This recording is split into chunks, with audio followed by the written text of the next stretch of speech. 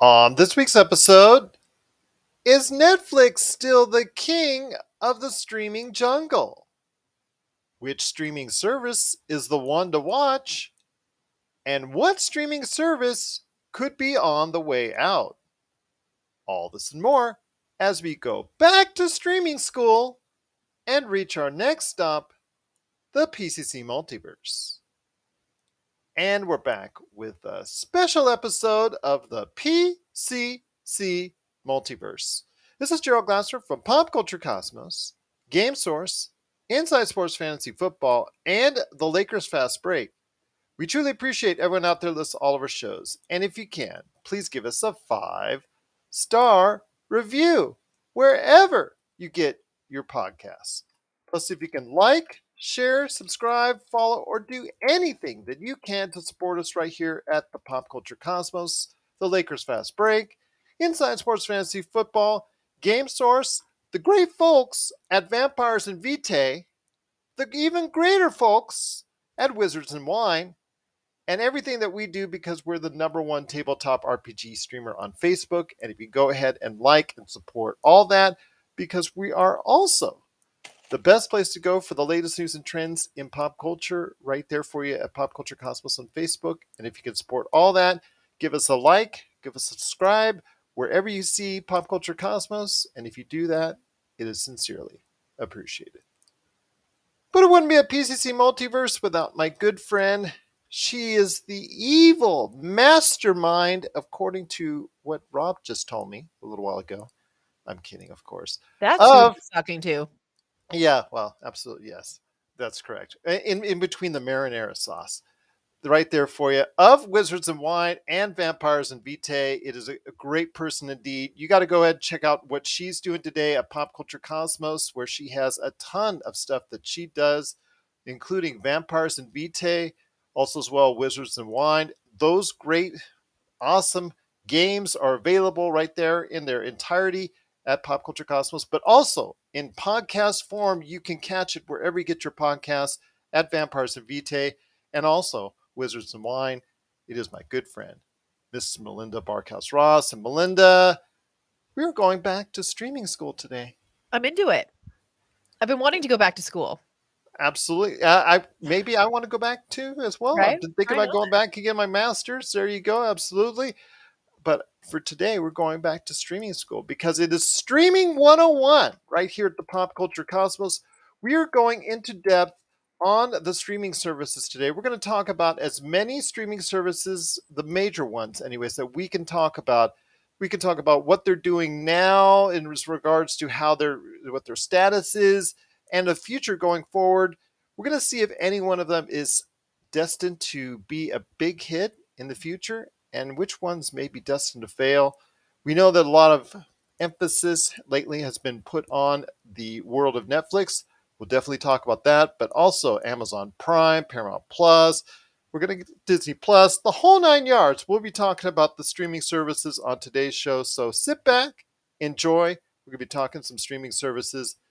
Melinda, I know you're excited, but before we head into that, I want to go ahead and ask you real quick if you can just mention whenever this pops up, this episode, why don't you go ahead and mention out there exactly what you do for Wizards and Wine and also as well Vampires and Vitae.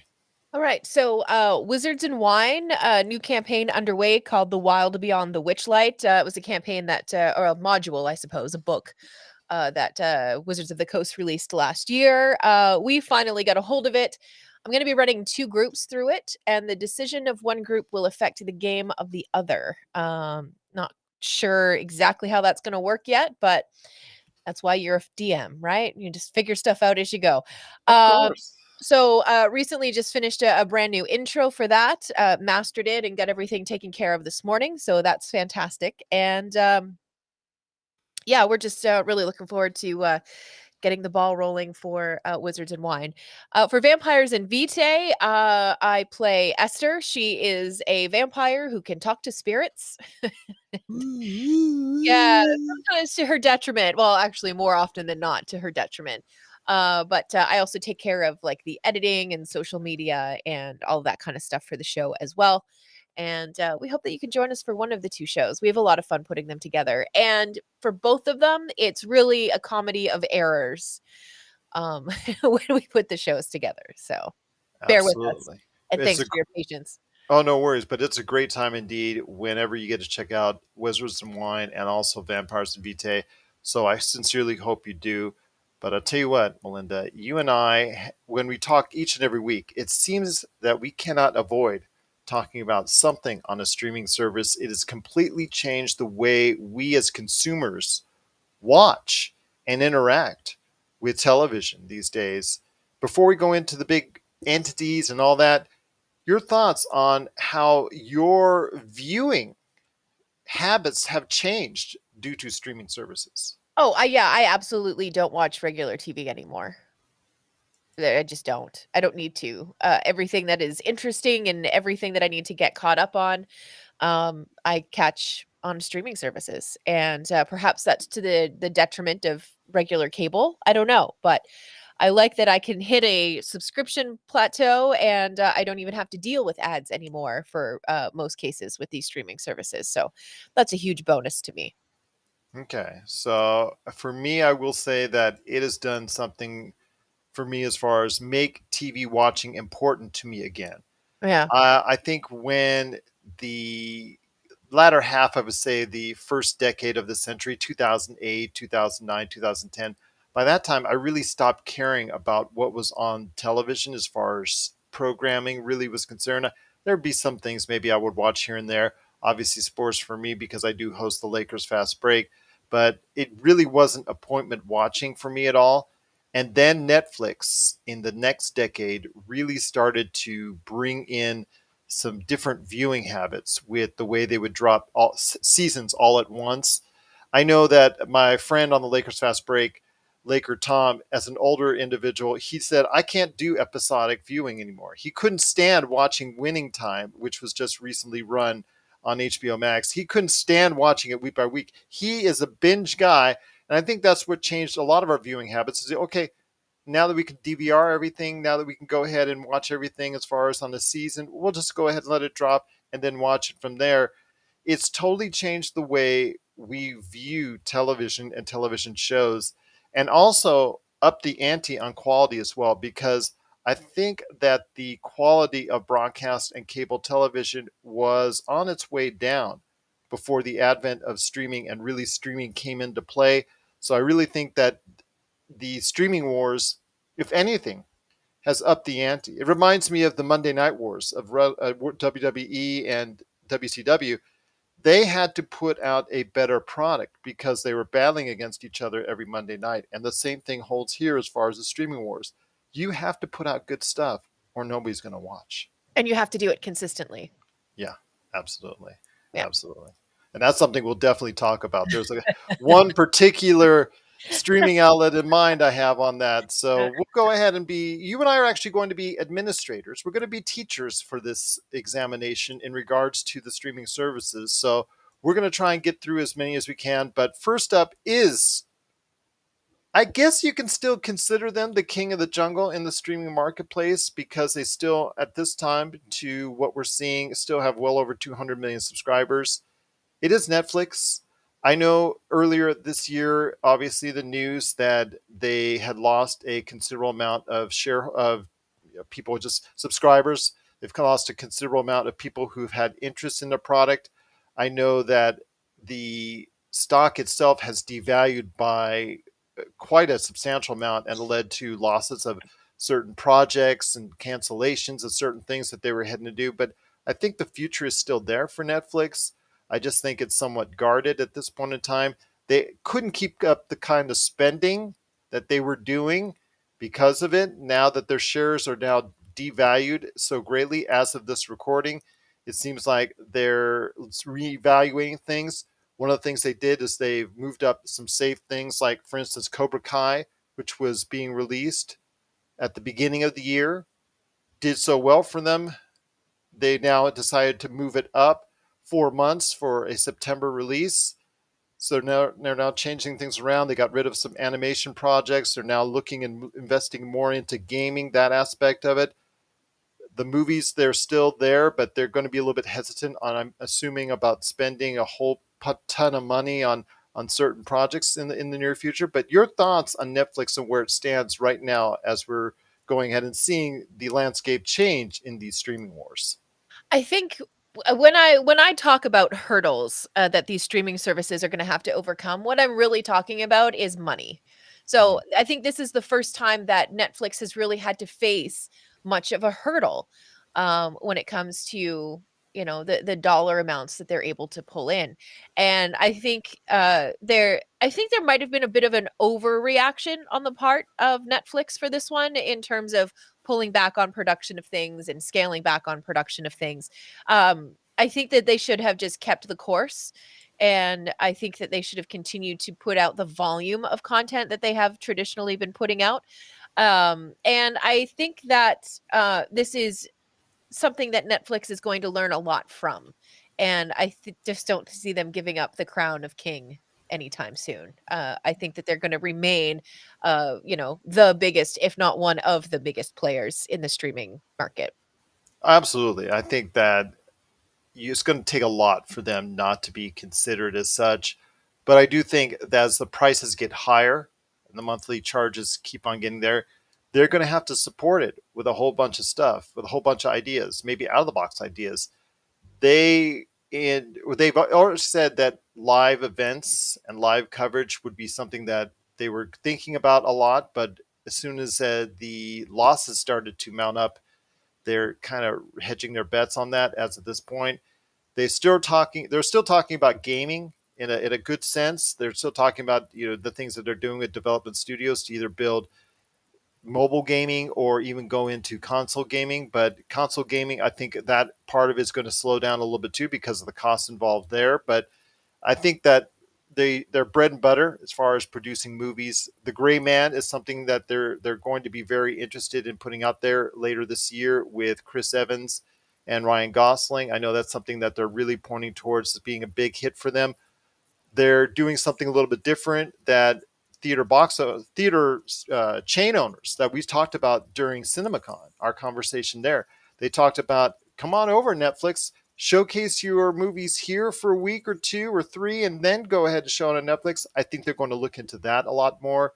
I think they're going to start thinking about things outside the box, but still be able to put it out that consistent programming. And that's the one thing that they've done better than anybody else is put out a lot of stuff that a lot of different people like and don't like, but still they put it out there. Will they be able to put out the kind of consistent content going forward in the future? That's my biggest concern. I absolutely think that they can. And when you're looking at, because I one of the things that I looked at before we started today was the dollar subscription fees for like all of these different things that we're talking about. And for Netflix, there's isn't a tier in Netflix where you have to deal with commercials. That is number 1 for me. I don't if I'm subscribing to something, I don't wanna have to listen to commercials. Well, that's something they have talked about, and they're thinking about doing. Also, the password sharing, they're going to finally do something with that. But that's something they've talked about simply to go ahead and try to retain a viewer base that's becoming more cost conscious out there. Right. And, I mean, $10 a month gets you no commercials and it gets you Netflix on one screen in your house. So if everybody is in the living room, you throw on Netflix for an evening of entertainment and it's going to cost you $10 a month. If you Mhm. want to have 4 screens, then you're going to go up to $20 a month, but you still don't have to concern yourself with commercials. You can have some on the tablet for, when you're going to spend a couple of hours locked in the bathroom, maybe having a tub instead of reading a book, you binge some Netflix, whatever you've got to do, to get yourself a little bit of peace and quiet once in a while. But I still feel like Netflix has a way to go before they begin to price themselves out of the market, even with the price increases that we're seeing. So we still think the future is pretty good for Netflix Yeah. with what's coming up on their slate, movie wise, also as well television shows. You still got Stranger Things that's coming up later this year. You still got, like I said, Cobra Kai, a favorite of theirs, and actually something that's been a pretty good hit for them. Actually, was a great hit on YouTube before it even got over to Netflix. That was being moved up. They're so confident on that show. That's being moved up a few months You've still got other shows on the way. Bridgerton has been a good success for them, even in season 2, and some other things as well. But overall, if you have to give it a grade right now and where they're standing, instructor Melinda, what would you give it? Well, there were a couple of things I was looking at when I was giving my grades. I was looking at affordability, I was looking at buzz programming, things like Squid Games would fall under that category. Mhm. Ease of use, that is huge for me. If your interface is confusing or I have a problem understanding whether or not I can watch this for free or if I have to pay another rental fee, I'm gonna have an issue with it. And international availability was a big one for me because, for example, at least before I moved down here, so about 2 years ago, Hulu not available in Canada. That might have Mhm. changed by now, but I haven't heard anything about that. So, it to me, Netflix, I'm still gonna have to give it like a B plus or an A minus. It's up there for me. There you go. I'm not too far behind. I'm going to say right now a B or a B plus. They still have got more content coming out on a weekly basis than anyone else, and I think that's the key.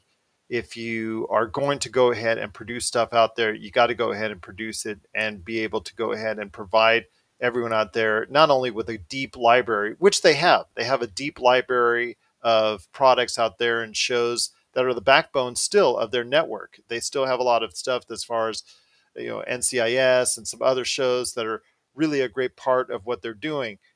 But they still need to go ahead and continue on with fresh programming that people are consistently talking about. And on that end, they haven't put out as much that people have been talking about. There's been other networks that have been putting out stuff that people have been talking out a little bit more.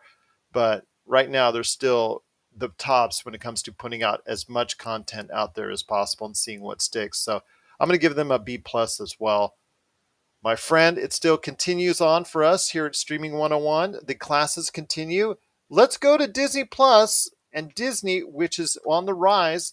Well over 100 million subscribers right now in the queue for them. Things are looking pretty good this year. Turning Red has been a big success. I know, again, I've said it on the show that my friend that works at Pixar, sources say that a lot of people were really upset with the fact that it went to Disney Plus, straight to Disney Plus again, which has been several in a row for them. Lightyear coming out later this summer is going to be something that actually is going to go to the box office, but it was a big hit. Turning Red was a big hit on Disney Plus. You had recently the wonderful show that a lot of people really enjoyed and was really good out there for them in Moon Knight. You had Hawkeye that came around, which I've told you I've raved on and on about. You have the Book of Boba Fett that came out earlier this year, and you also have in the Star Wars realm, you have Kenobi coming up. But I still see gaps, and that's my main problem with Disney Plus. There are still gaps in content when a Marvel show goes away or a Star Wars show goes away, and you're waiting for another one to arrive. What they have in between isn't quite working for me. So I want to hear your thoughts on Disney Plus. Again, Disney Plus seems to be still on the rise. Their numbers are still growing, which is a good thing. I still think that at some point in time they need to go ahead and suck up Hulu and combine it all into one platform. I think that's something that is, I think, going to be necessary down the road if they want to get to that plateau where Netflix is at right now. But your thoughts on Disney Plus? The value in Disney Plus for me is, I mean, obviously all of the Marvel stuff, all of the Star Wars stuff, being able to watch everything that Pixar has made, being able to go in and watch movies that you can't buy on DVD because they're still locked in the Disney vaults, all of that kind of stuff. Watching All of Emperor's New Groove for the 500th time. Oh, like so many times, followed by Hercules if I still haven't fallen asleep yet. I mean, the music in that movie, excuse me. What Um, does Rob say? Your husband Rob say when you go ahead and you're watching Emperor's New? Oh, you're watching that again. yeah, well, it used to be one of his favorite movies. Used Used to to be. keywords there. I mean, bless his heart, right? But what I do like about Disney Plus is it's super easy to navigate. Yeah. It's right there. If you want to watch Marvel, you go to the big word Marvel. If you want to watch Star Wars, you go to the big Star Wars Their button. interface is better than any other streaming service. I think Yeah, it's I not agree. close. It's really slick. I also do like that right now you can bundle ESPN Plus and Hulu all into one subscription package. I do like that. I think their affordability is really good. You can get a subscription. They start at like $7.99, and you still don't have to worry about commercials, which is huge for me. And yeah, I mean, even those gaps that you're talking about, I don't have such a problem with them because I'm such a big fan of going back and rewatching some of the Disney movies that I haven't seen in years. Lately, it hasn't been so much Emperor's New Groove, it's been a little more Zootopia, to be honest. Good But movie. yeah, for me, there's just no lacking in something to watch. Every time I turn on Disney Plus, I very seldomly back out of the app without having watched something. But I told you the story of how that in earlier this year there was that 5 6 week gap between major marquee franchise things that you want to go ahead and put out there on Disney Plus, and I got wind of other things that I caught. I would have caught Severance, which is Right. currently as of this point in time the best show I've seen in 2022. I would have never seen that had Disney Plus kept my attention, but there was that period of time where it does have people's eyes wandering because I am one of those individuals. Okay, what's next? What's next on the horizon? And Disney has a lot of IPs that they could still go off of, that they could still make fresh shows. I know they have Percy Jackson coming sometime in 2023. I know they have more Star Wars and Marvel on the way. But they have other IPs that could be something special. Tron could be something that has been thrown out there as far as reviving that brand and some other brands. Treasure Island, making a live action Treasure Island. I know that's been talked about. There are so many things that they could do to put out there that I think is better than the extra content that they put out currently today. Yeah, again, I don't really have as much of a problem with that as you Okay. do, because I don't mind going back and digging back into the Disney and Pixar back catalogs and finding stuff that I haven't seen in forever. I have a feeling Monsters Inc. is coming up on my list again. It Uh-oh, just watch out. seems like the right way to go. I don't know why, but no, I really enjoy Disney Plus. I enjoy all of the big titles that come with it. I think that they have all of the really buzzworthy stuff that's happening here in the next couple of months. It all seems to be pointing towards Disney Plus. If I had to give them a letter, a grade with international availability, check mark beside that, ease of use, like 5 stars on there.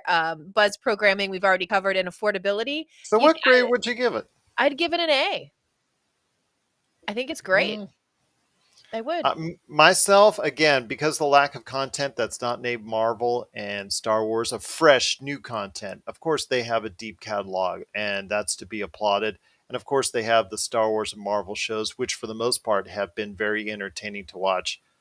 I am not going to put them as high as I can Netflix, so I'm going to put them right around a B. I think that's a Okay. solid grade for them.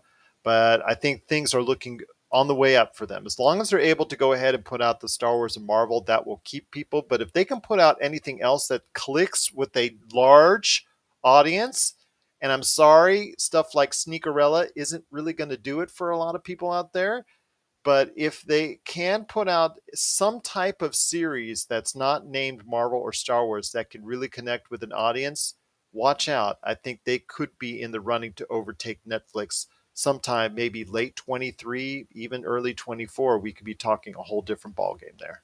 So, It's true, and I think that, out of all of these, and I'm probably gonna eat my own words here shortly after we continue on, but, I think that Disney and Netflix, to me, are the 2 most complementary, streaming services. If there's nothing on Netflix, there's gonna be something to watch on Disney Plus and vice versa.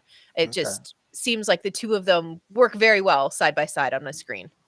Well, the other main one I really want to talk about on the front side of this episode, we'll talk about Hulu, Apple Plus, Peacock, HBO Max, Amazon Prime, Paramount Plus. We'll talk about those on the back end of the episode. But the other main one I really want to talk about, and I'm thinking of the big three. And yes, I know Amazon Prime has 200 million subscribers, but we all know why that people are subscribing.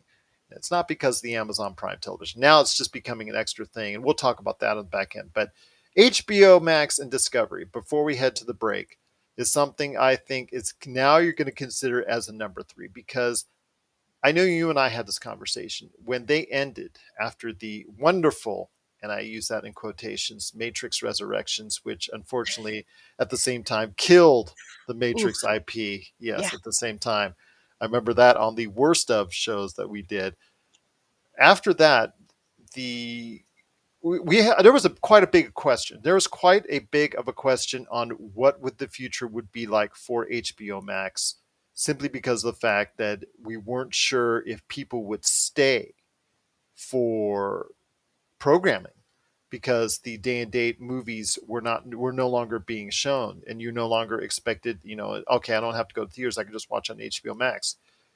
Well, they have done a great job of putting stuff out there, I think, better than anyone else this year. We're putting out consistent, quality, interesting, and buzzworthy programming this year than anyone. And I'm going to give them props. And they're about ready to add on the Discovery Channel. So when that finally merges between the Discovery Channel and HBO Max, because they've already merged as far as on the back end, they've just got to do it on the front end for viewers. It'll be over 100 million strong, 100 million subscribers strong. Right now, currently, they're closing in on 80 HBO Maxes as an entity by itself. So I want to hear your thoughts on this. They've had a sensational year with Euphoria, Winning Time, Our Flag Means Death, Tokyo Vice. They've had several shows running. They've had several shows that have really clicked with audiences, and there's still more yet to come that are coming down the road. Westworld. There's so many other shows that are coming out that are really, in the not too distant future, that are really going to start again keeping audiences just right there for you. So I want to hear your thoughts on HBO Max and Discovery. I think we got to pollute them in getting Discovery, and if it merges on the television screen, if it merges in your plan by the end of this year, adding in all the reality stuff, the home improvement stuff, and everything that they have, that's going to be a big boost for HBO Max and would really put them center stage even more than they are now. Yeah, I agree. The only real gripe that I have with HBO Max is I don't like their interface. Yeah, I agreed. Yeah, I just Absolutely agreed. it's clunky, it's unclear sometimes how you're supposed to navigate it. I have a horrible time when I go in there and try to use it.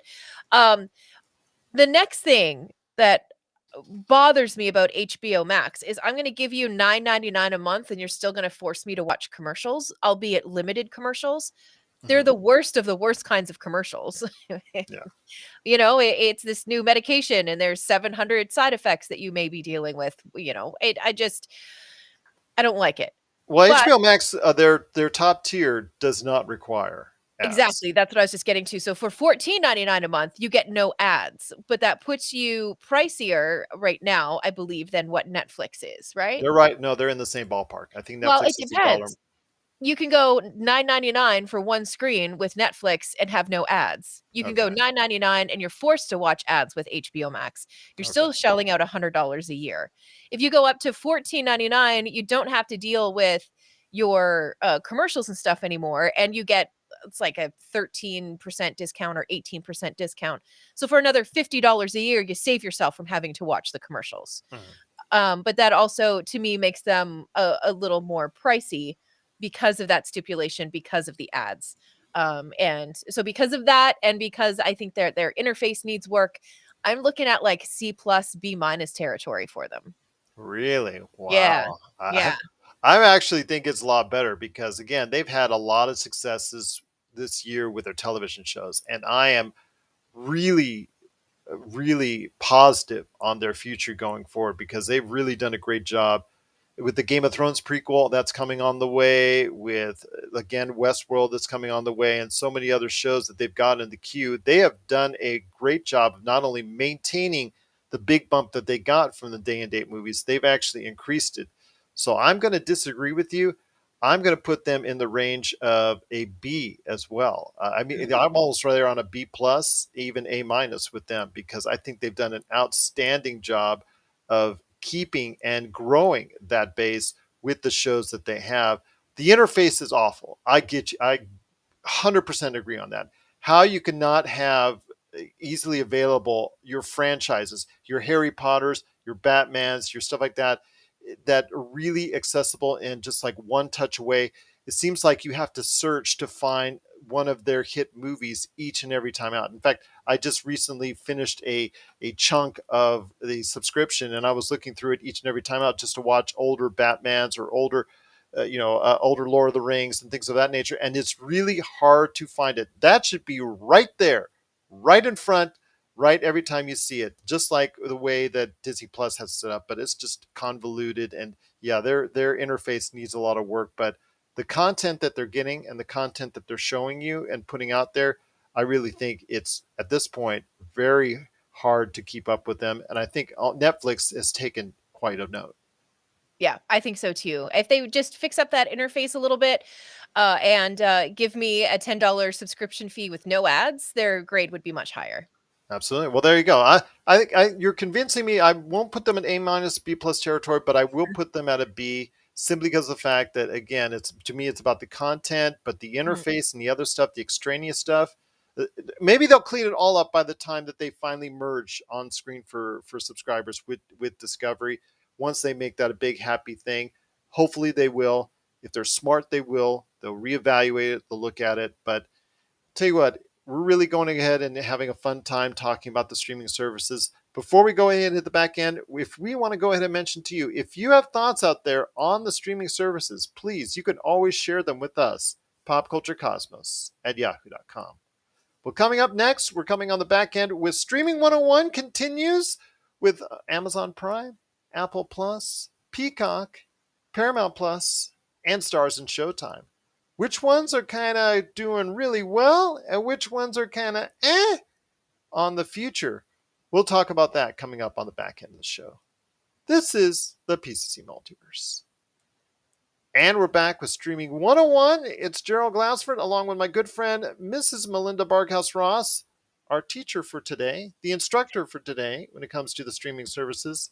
My friend, great to have you here, still talking streaming services. We've already covered Netflix, Disney Plus, and HBO Max, Discovery, I should say. Right. I want to talk about first up Amazon Prime. It also has 200 million plus subscribers, but again, their business is still trending towards other things. They've dipped their hands in so many different things. It is to me still the best value subscription for it beats any of these hands down because of all the things you can do. Now, it really doesn't have the largest catalog comparatively of good quality stuff as much as say a Netflix or Disney Plus, but it's got a lot of stuff out there for it as far as on the Amazon Prime Video end. And with The Boys, with The Lord of the Rings, with Jack Ryan in his final season, as was just announced recently, and a spin-off maybe coming with Michael Pena on that coming along the way, and some other things, the Marvelous Mrs. Maisel. They've got a quality line of stuff. And again, The Boys, like I said, Invincible. There's some great shows there. I don't see why they can't compete going forward. And if they make more of an emphasis, like they have been, like they're leaning towards into the video marketplace, why they can't come out on top as well. Yeah, they're bubbling just below the surface for me. I Unless I go for something specific like The Boys or a show like that, um, I have a hard time finding something to watch on Amazon Prime. Uh, Agreed. I think that uh, what I don't know, maybe this is completely wrong, but I just think that with Amazon, you really need to find a way to focus on what it is you're doing. If your Amazon Prime subscription includes your free delivery, it includes a music service, it includes a television service, you need to dazzle me with something more than movies from 1976. Not Or that there's and also anything. I want to let you know that they do cater to a lot to indie filmmakers and things of that nature, which can be a big hit and a big miss all at once. So there's a lot of stuff there that people may just gloss over and but they use as filler.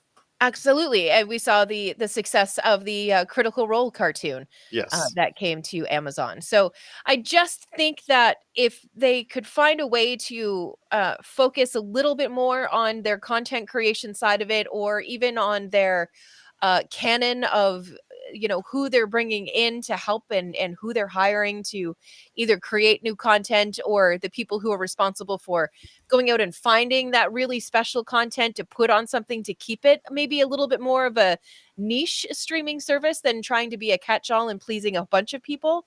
I think that that could be a huge advantage for them.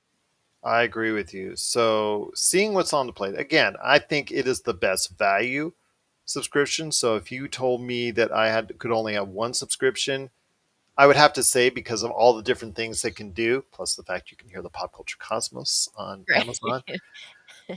I want to. I'll probably say that I'm going to lean towards Amazon Prime just because of the fact it can do a lot of things. It's a jack of all trades and master of none. If it does come close to mastering a video end of it, and it could be on its way, depending on what we're going to see with Lord of the Rings and how much people are going to be talking about that later this year, because that's a huge gamble, a $500 million plus gamble for them. So, all that said and done, I'm going to give them as a video entity right now. I'm going to give them a B minus, but everything else involved, again, they're the best value out there, I think, for the subscription for what it can do and all that stuff. But I think their future looks good, and if Lord of the Rings is a success, look out for Amazon Prime. I can't remember, Gerald. Can you refresh my memory? Was the Wheel of Time show, was that on Amazon or was that on Yes, HBO? It was on Amazon. Amazon? Yes, Yeah, see, that was a show that made me go to Amazon to watch it, but I didn't stay that's on right. Amazon And after I same thing with watched the the boys. The episode. boys is incredible, but Right. you're gone after a few weeks. Yeah, exactly. So because of that, I'm gonna be so much harder on them than you Oh were. my I'm looking gosh! at, like, a C minus. Wow. All Yeah, right. I'm looking at, like, my average in high school. It just no bueno. It's not good. Okay, so I guess no Apple for for you coming to your desk. All right, there you go. Right? But it is Amazon Prime again. Their future, and you know they have the funds, so there's Of not a problem course. there. Another entity that has the funds and it's just starting to get into some really good programming. I have been on their case for years, Mhm. and finally, they've had the success with Ted Lasso. They've had the success with the morning show. They've now had success with Pachinko. They've now had success with Severance, which is absolutely, again, the best show on television right now, and some other things coming up on the way. I see some promising signs for Apple Plus. It's never been about money with them. It's never been about money. It's been about focus. And their focus really hasn't been too much on Apple TV Plus until now. So I want to hear your thoughts on Apple TV Plus. This, unfortunately, is one of the services that I have the least amount of experience with. I don't ever watch it. Couldn't even tell you what the interface looks like, unfortunately. It's okay. It's okay. I just don't, nothing has really grabbed me to watch it. I'm not saying that the shows aren't good or anything like that. There's just anything that I've seen about the shows that are on there, haven't really, grabbed me and made me go and get my credit card and go and, add a subscription to my account. I just haven't, it hasn't inspired me to do that yet. So I'm still waiting. Well, I'm going to edit this part of the show out of there, but if you go to Best Buy right now, anybody who's listening, you can actually go. There's a thing that you can go to that gets you a free month of Apple TV Plus. Yeah, I heard about that. Yeah. But So then it means you have to go to Best Buy. okay. You don't have to go into Best Buy. You can do it on Best Buy online. So Right. Yeah. yeah. Okay. All right. But getting back to Apple Plus, just want to mention out there that I think there is a lot of good stuff. If you watch Severance, if you ever watch Severance, you might change your mind on that. And that's all I'll tell Possible. you. So I'm going to say for Melinda, the grade is inconclusive. It's something hopefully she will go ahead and have a grade down the line. For me, I'm going to go ahead and say it's a C plus right now. Again, some things that are starting to find out, they're starting to flesh out there. They do have to start getting more of a back catalog. Obviously, getting the Peanuts IP is something that's very good for children, and they're starting to delve into that a little bit more. So we'll wait and see. But for me right now, I'm going to be a little bit generous with them and say it's C plus, just because their outlook going forward. They have the association with the movies as well that they've done with Tom Hanks and some other notable stars, Denzel Washington. That has been the tragedy of Macbeth. That was a great movie for them. They've done obviously with Coda. Coda's been a big success, won the best picture. So I see a good future going forward for Apple Plus. I think right now C plus. I'm going to give it to them based off the fact that they have so much going forward to them, two of them this in the future. So Apple Plus right there for you. But before we head on out, we still got a few more to cover. Here's one that I know you'll like because they delve deeply into an IP which you have loved so much throughout your entire life, and that is Star Trek. And Yes. that is Paramount Plus. Paramount Plus, a couple years ago, was Star Trek Discovery and not much else. And anything that they were putting on there, maybe some CBS reruns and things of that nature, were really wasn't a place to go. In fact, they weren't even Paramount Plus. Ever since they did the redesign to Paramount Plus and they did the huge amount of advertising in the Super Bowl and they really reshaped what they were going to do going forward, I think that was the cue. I think that was the sign last year in the Super Bowl, that major advertising campaign. They reshaped the way that they could go ahead and do business going forward. And what they were before, the entity that they were before to what they are now as Paramount Plus, it's night and day. And now they have a ton of great shows out there. Yes, a lot of it is based in Star Trek. We've talked about Star Trek Strange New Worlds. This series debuted recently, came off to great reviews, and I think after watching it, got off to a great start. One of the best debut episodes of Star Trek ever. I agree. You have Star Trek Picard going into its final season very soon in the not too distant future. You have Star Trek Discovery coming out as one of their top shows. But you also have other shows on the plate. Halo was something that a lot of people were talking about, did huge numbers for them. One of the biggest video game entities of all time. And despite Josh and I eye rolling throughout each and every episode, it was still something that people were watching and where people were talking about. And again, we will support it because it is a video game entity. You have the 1883 prequel series to Yellowstone, which has Yes. done huge numbers there. Hmm. You have the CBS shows that are like Navy SEALs and others that have been moved over to Paramount Plus. Plus, you're still getting the back catalog of CBS shows and Star Trek shows and everything else that's going on there. I see a good sign. Their interface does need to be cleaned up a little bit, but I say overall, the thing is just approachability. The fact that they're not in all markets yet. They're not in a huge amount of markets yet. They're still growing. They're still trying to get out there worldwide.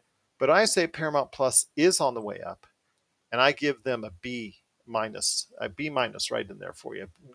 Trending on a B, but not quite. So I'm going to say a B minus, but things are definitely looking up for Paramount Plus. Yeah, I agree with that grade. I think that that one's fair. I was digging into their plan packages and stuff like that.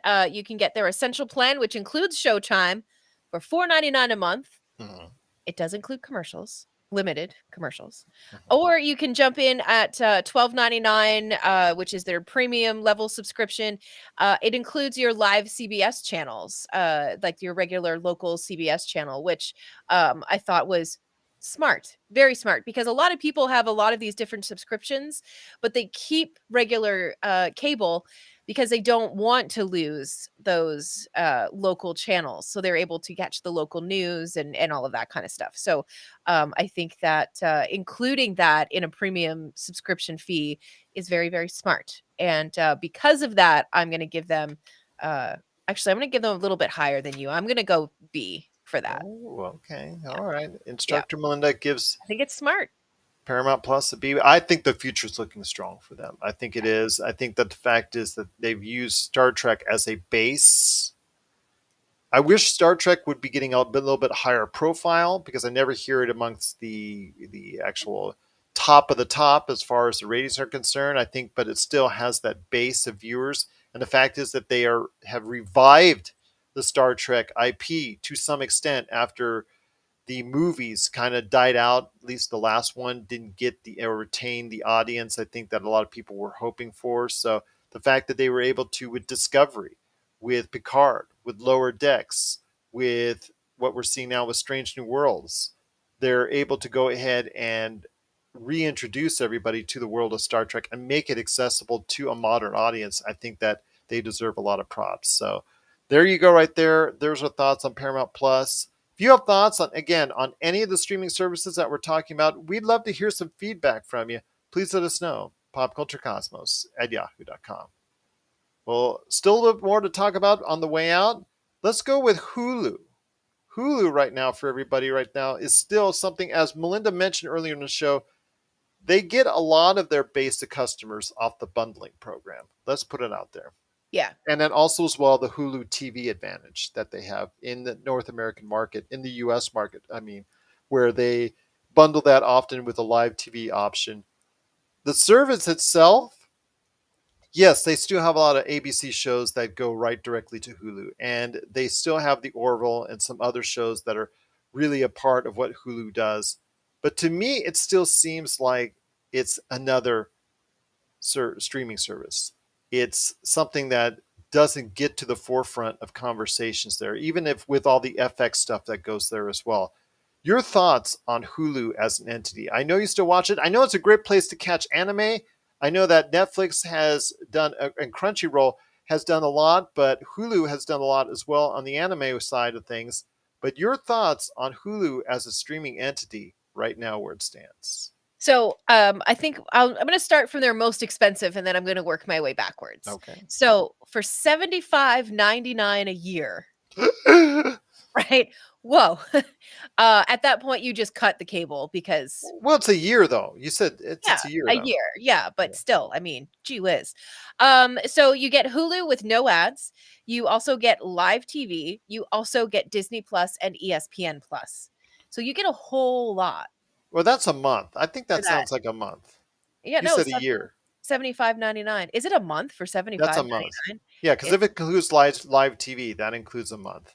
If it's $75.99 for all those entities a year, that'd be a great deal. Yeah, We'd that would love. be a huge deal. Hang on a Yeah, second. Because that's a did I see incorrect information or did I just write it down backwards? That's entirely possible that I just wrote it down backwards, to be that's completely honest. okay. This is live Um, television. It's okay. yeah, right. But no, I think that if you're going to be able to cough up that much money, you should not, and under any circumstances, be subjected to commercials. And so I'm glad to see that they took that out. If you go back a little bit and you go 6.99, it is look 69.99 a month, so that is 75.99 a month. Dang, that's expensive. Well, the thing with Hulu though, it is one of the older streaming services, and it's still yet to even get close to 50 million subscribers, even with the fact that they're often advertised as being bundled with Disney Plus and ESPN Plus. They have still, even after all these years, not attained a certain level of success that, in fact, they had a chance to be the Netflix of the Yes, streaming wars, and they didn't do it. They didn't get right. it done. Yeah, So for that instance, I've always had this downward look towards Hulu. We don't, despite all the great programming, Murders in the Building. That's something that's been a good hit for them. yeah. It just seems to me though that Hulu has not done enough with what's been given to them. Yeah, I agree. And if you just want Hulu, you don't want to have to bother with Disney Plus if nothing on there strikes you as something that you would like to watch. You can get no ads on Hulu for 12.99 a month. Hmm. And that puts them in, to me, in league with the price points of Netflix, because 12.99 gets you two screens on Netflix and it gets you no commercials. So that's a big deal for me. I do think that their interface, like, it's almost there. It Hmm. just a little bit of tweaking, and I think that they could really have something special when it comes to that interface. I think just the navigation just needs to be a little bit more clear. But in terms of a grade, shoosh, I'm gonna have to knock them back because I wrote that down incorrectly. I'm gonna go like C plus. Wow, that's a lot more generous than I would give them. Yeah, Again, to me, is it something as well? I look at them as the overall landscape. what their future looks like, I still think that they need to be bought up entirely by Disney Plus. I think they need to go ahead and get it absolved and absorbed into the Disney Plus whole thing as far as the consortium. I think that bundling is great, but I don't think that people are still doing it to the point where it's becoming effective enough for what they're doing going forward. Hulu is trying to ride the back off of this and not really standing out on its own, and it's had every opportunity to do so after years and years of being out in the streaming marketplace ahead of so many of these others. Even their own Disney Plus, they had years of a head start and still couldn't get it done. I know that Disney owns only a majority of Hulu, but still, the fact is that something needs to be done in regards to Hulu's future.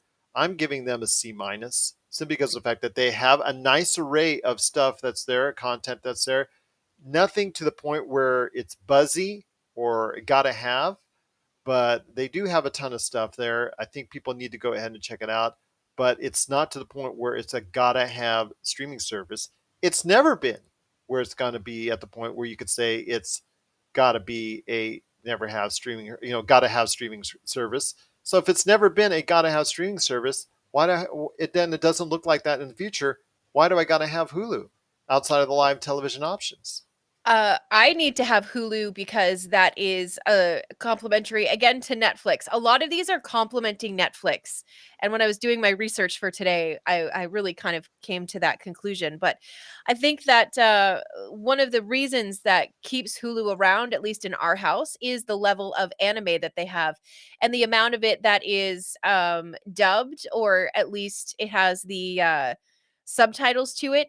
And as long as you have those two options, I'm probably going to stay with Hulu as an option on my TV because we do watch a ton of anime at that house. Oh, there you go. Yeah. Absolutely. But I still think it would be best idea for them to go ahead and absolve themselves and get absorbed, raise the price up $2 or $3 a month on Disney Plus, and there you go. I think that's probably the best option because they've had every opportunity to succeed and become that Netflix, and they just hadn't got it done. Yeah, imagine a landing screen, right, with just 3 buttons. Disney Plus, Hulu, ESPN Plus. And then Yep. you click one of those and it opens up the tree that takes you to those specific, when you open up Disney Plus, then you have, your Star Wars, your Marvel, your Disney, your Pixar. When you open up Hulu, it has all of their options there. I don't know. I just You think know what that it's called around the world? It's called the Star Network, and it's Oh. done around the world. And it's been something I've been claiming now that Disney should have done here in the US for years, and in other areas where they're not doing it. I think it's Yeah. something that they should go to and just get it done and do it right away. And I agree with you wholeheartedly. But before we head on out, there's a couple more streaming services I want to cover, and then a final question I want to ask you, or questions I want to ask you. Mhm. Peacock, always been the brunt of our jokes over the course of the past couple of years. Universal, NBC, you think with a type of backing and the things that they could put on there, you really think that they'd be standing out more. But even with the different tiers that Peacock has, as far as ad supported, free, and also pay non ads deal, they really haven't branched out to where they're getting television that's compelling, that people are talking about. I know the Fresh Prince spinoff, the Fresh Prince reboot per se, Bel Air has done pretty good for them. The latest stuff that they've been doing so far with some of the other things have not really clicked with audiences. The MacGruber show really didn't do that much for people. Saved by the Bell just got canceled last month in regards to after 2 seasons. Nothing really seemed outside of their Olympics coverage. Nobody really was talking too much about the Olympics coverage. They're holding their breath on their sports coverage and live events. The WWE is a big part of what they're doing because they own the rights to the WWE network for another 3 years, I believe, if I'm not mistaken. But after all that, they still don't even have the numbers that Hulu has as far as subscribers right now, even when you consider the free subscribers upon it, or they're right in that range. They're right in the 30s, I believe, with the free subscribers. But that's still something that's not impressive to me for the time it's been out. I think there are directions that they can go to after the Fast and Furious series is done if they own the rights, which I believe is part of Universal that they do. They should look into that. They should look into a Jurassic World series. There are things that they could do to go ahead and become buzzworthy, but they haven't been buzzworthy at all since their inception. And I think they're very far behind all the others. I agree. I do think too that there's a major opportunity for a collaboration between the Universal movie slash TV side of things and the Universal music side of things. There you go. I think that Universal Music could easily create really special events with top artists in their catalog. They could do live concerts or things like that, or they could even, do like a behind the stage, documentary about, the latest Ariana Grande tour, for example, just off the top of my head. They could even go back and do, like classic albums that are in the Universal Music catalog, and they could do more of that kind of content. It's not like it would be that hard for them to make that happen because they're all under that Universal umbrella. Yep. And I think that that's just such a huge opportunity. And I think that that would draw an awful lot of, music nerds over to Peacock. So, instructor Belinda, if Yes. you're handing out a grade for Peacock, I think they need to go and stay after class. They need to have some extra homework. They need some tutoring because I believe that if any of the big ones are in trouble, streaming services down the road, I really think Peacock is the one that I'm pointing to as far as something that needs a whole revamp or something that maybe need to gets out, possibly even get out of the streaming services altogether. But I'm giving them a D. What are your thoughts on Peacock as of this point? Yeah, I just think that there's a lot of potential with them. I think I don't know, obviously I don't know who is in charge. If I did, I would have sent an email by now. Uh, but I just think I'm just kidding. I just think that No, you're not. there's so I mean a little. I just think that there's so much opportunity for them. I think that if they would just build on the things that they're already very good at, I think that you would find people naturally start to gravitate towards them a little bit more. So, because of that, I'm going to call it short sightedness, but I don't mean it to be that harsh. Because of that level of self-centeredness, that's not what I mean. That level of short-sightedness, I'm gonna have to give them a D. There you go. Pretty Yeah, rough right now at yeah, Peacock. Again, basing everything off of the WWE and some other small entities that have been okay for them, they're just not buzzworthy, and that's right. the problem. Nothing that they're doing out there is buzzworthy. And seeing pay per views and WrestleManias on WWE on Peacock is great, but after that, you don't have much to talk about right now at Peacock. But Yeah, before we head on out, Star Showtime, I put as one entity, one combined entity, even though I know that they're not related, but they have, especially in Showtime, they've been around for seemingly forever, but they have enough programming, again, with both Stars and Showtime to go ahead and consistently have that niche audience, to have an audience that still catches everything that they do, whatever it is, whether it's Yellow Jackets, whether it's the great stuff on Stars, whether it's Outlander, whether all the great things that are on both of these outlets. But I don't see them getting to the point where we need to talk about them as a big entity. Maybe even at some point in time, both of them or one or both getting acquired and getting their assets absorbed by one of these larger streaming outlets. That could possibly happen down the run. You talked about the bundle already with Paramount and Showtime. Your thoughts on Stars and Showtime? I think they're both quality, excellent places to go for viewing television. The problem is they're not super important places to go. And if you get, and with a lot of people, if you have to cut one, those two are often pointed and cited by being just that. yeah, and a lot of their programming, excuse me, a lot of their programming, I think, and please correct me if I'm wrong, is available on other streaming services, right? Like you can watch Outlander on Netflix, right? I think it does get delayed, but again, eventually gets there. Yeah. Right. So, to me, that alone, I would wait, 2 months before after everybody else has already seen it if I didn't have to pay for another subscription fee. You know what I mean? So Yeah. I would almost encourage them to do like a Disney Plus move and take all of their IPs off of other streaming services, have them exclusively on theirs. For at least the beginning, the early stages, I would cut my subscription fee back as much as I could. I would go almost bare bones, and I would again make sure that that interface and the international availability was, you know, top tier important to me, and that's how I would continue to build both of those. Well, I'll tell you what, again, I mentioned so far with stars, they have power. They also have what I talked about with Outlander. Outlander's on stars. They've done a great job with Outlander. I know it's compelling television. Also, as well, like I said, power. They have a ton of great shows there. With Showtime, their catalog of shows that they put out over the course of the years that they still have with House of Lies, Penny Dreadful, Ray Donovan, Homeland, Shameless, those shows are still a backbone of what people watch there. But at some point, I think that if they are going to be eyed by other entities out there for purchasing them as assets and putting them on a larger streaming platform, I think it could happen. But Stars, with what you see there, again, with all the great stuff that they have, and Showtime, they are very underrated, but they're also very appreciated. And again, those two are just under the radar. Under the radar, they just go ahead and do their business. I think that there could be the case continuously. I give both of those as a grade since they're smaller entities, but they have a lot of nice things to offer.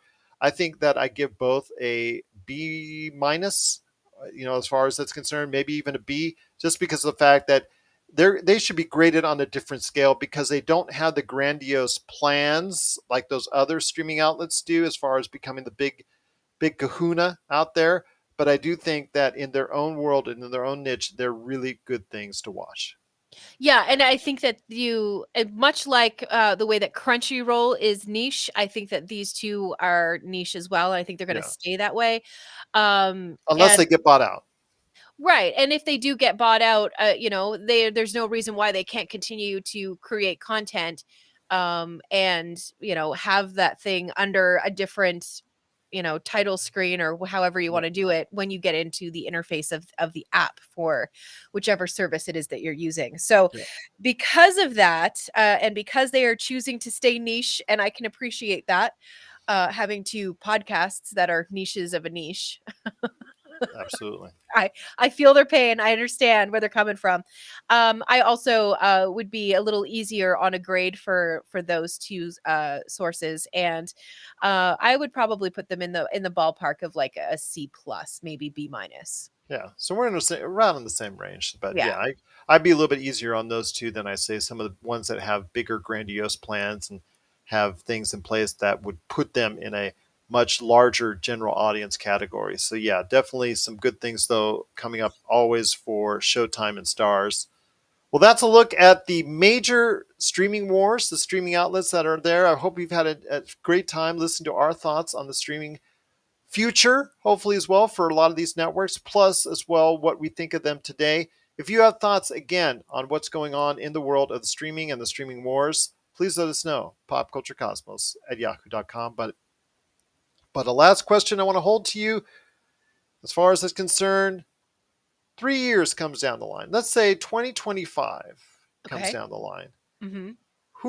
Which entity of all these that we're talking about is the one that we're talking the most, and which one may no longer be an entity at all? I personally think that we are still talking about Netflix, and in the same sentence, we're still mentioning Disney Plus. I think it's going to become the two of those kind of scrapping it out for the major, you know what am I looking for? What's the word I'm looking for? Where am I trying to go with this? The It's general viewer, the Yeah, audience. it's gonna be the two of them, going after, the audience, and I think that they're the two that are gonna get, into the ring together, and they're really going to, give us something that's gonna be worth, our time, Yeah. not just, for them to do the content and put the content out there. The one that's gonna go away, Oh gosh. I mean, it might be Peacock. I don't know. I feel like there's a possibility that you could see Vince McMahon go ahead and decide that he wants to do his own stuff. If you have Peacock just because the wrestling stuff is on there and then the wrestling stuff is gone, you're probably going to go wherever Vince McMahon tells you need to go to get that content.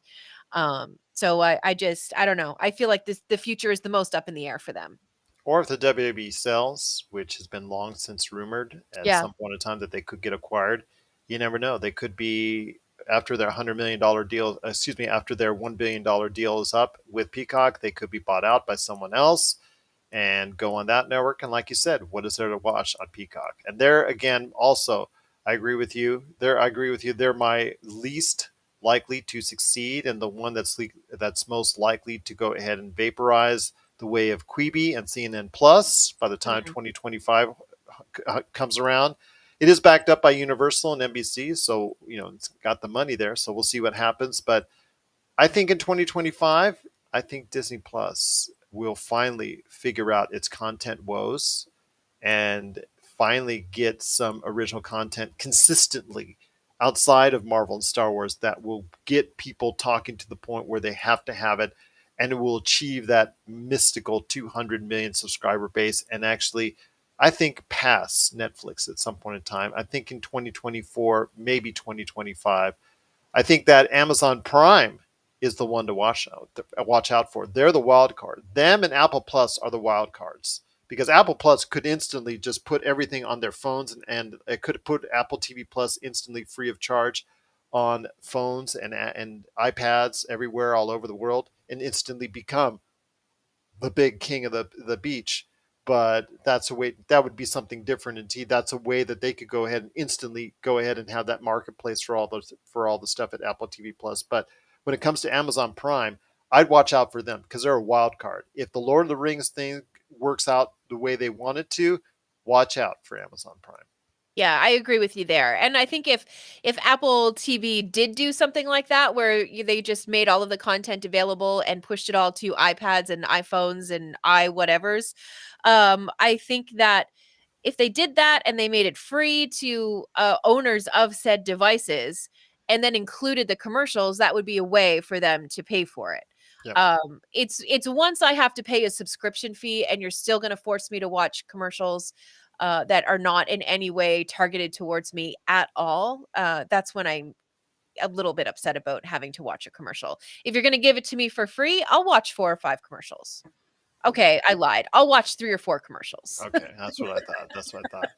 But Melinda, it's been a fantastic episode. Any last thoughts before we head on out? Yes, as soon as Crunchyroll, fixes, well, perhaps it's just Funimation. It just seems like it's a mess when you're trying to go in there and try to find something to watch, because you can find like season 1, episode 24, but you really have to jump through hoops to go and find the entire season of the show that you're trying to watch. Yeah. Their interface is horrible. I know that they're just moving over to Crunchyroll. I haven't played with Crunchyroll as much as I have Funimation, so I can't really talk to that one too much. But if you are a big anime person, that's definitely one that you want to check out. It should be on your radar. It should be on your radar indeed, especially if you, like you said, you are a big, huge anime fan. I know that we are, and I'm hoping that a lot of people get into it. But thank you so much, everyone out there, for watching our special on streaming. We go back to Streaming 101. We should do this more often. In fact, we should do this at least once a year. Check in with the streaming wars, but we always check in with the streaming shows each and every time out right here at the Pop Culture Cosmos. So for Melinda Barkhouse Ross, this is Gerald Glassford. It's another beautiful day in paradise right here in the PCC multiverse. We thank you for listening. And here's hoping you have yourself a great